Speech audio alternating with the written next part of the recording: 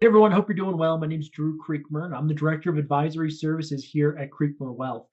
And today in our 5 Minute Finances, I wanted to talk about just some general tax planning ideas. I know we just had a tax filing day here in the middle of April. It's a time of year that's never fun, right? Or maybe it is because we got an unexpected refund.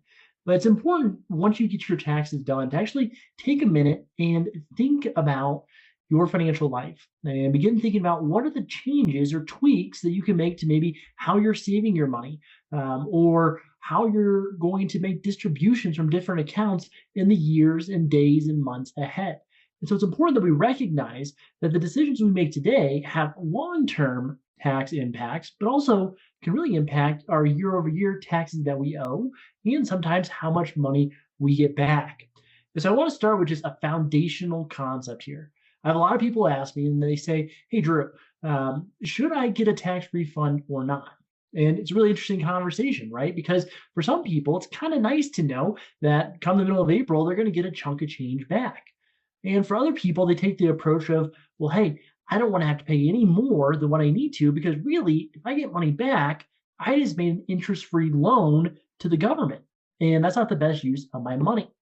And so my general approach when it comes to should you get a refund or not is to recognize that it can be beneficial. However, we also know that your dollars can be better used for yourself, whether that's paying off debt, whether that's saving inside of your workplace retirement plan like a 401k or maybe a Roth IRA, or even just building up your emergency fund where you may not be making much interest, but at the very least it's there if something in life happens, like your car breaks down, or you need to put a new roof on your house.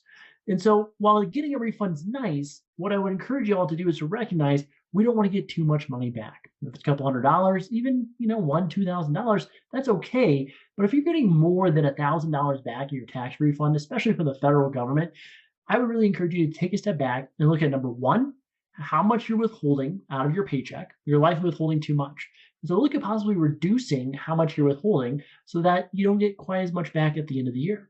And number two is how are you saving your dollars in your either workplace retirement plan or inside your individual retirement account or Roth IRA? Depending on what type of refund you're getting, you may be allocating dollars to the incorrect account.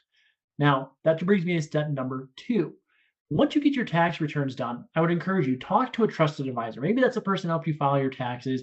Maybe that's a wealth advisor in my firm. Maybe that's another financial advisor that you work with, and have them utilize number one, your tax returns, and number two, your investment accounts to determine what is the best allocation choices for you to make in the short and long term. Now, when I say allocation changes, what I don't mean is investment allocation changes. I mean tax allocation changes.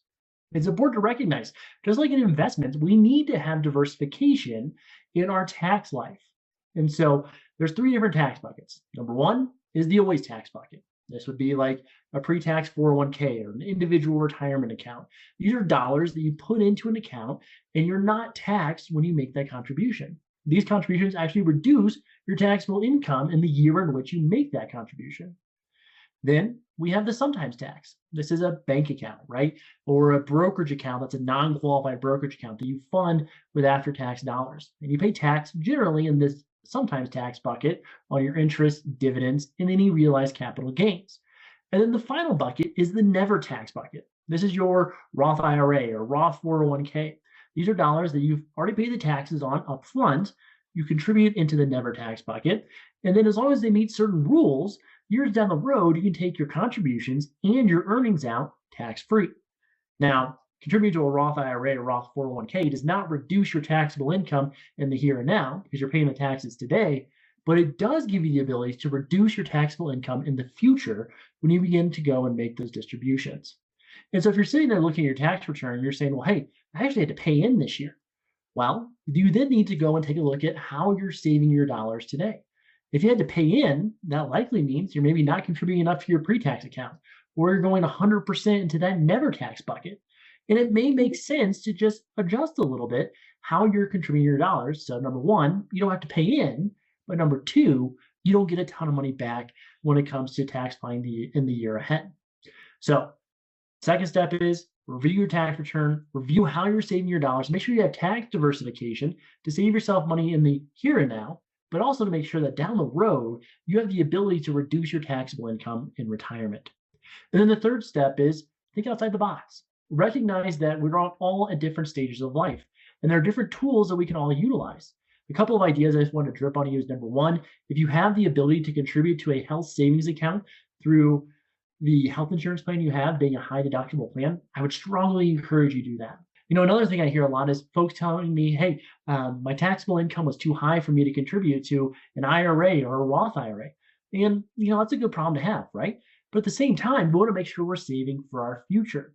And so consider something like a backdoor Roth conversion or a non-deductible IRA contribution.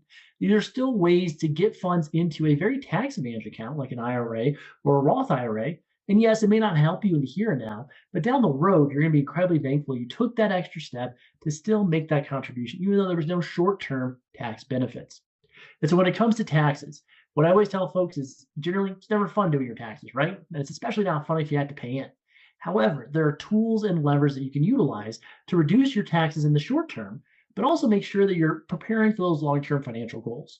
So meet with a trusted advisor, have a conversation with them, and by looking at your tax return and how you're saving your investment dollars, they should be able to give you some ideas to reduce your taxable income or make sure you're not paying too much and help you set yourself up for success in the future. So thanks for the time, guys. If you have any questions, we'd love to chat with you. We'll talk to you all soon.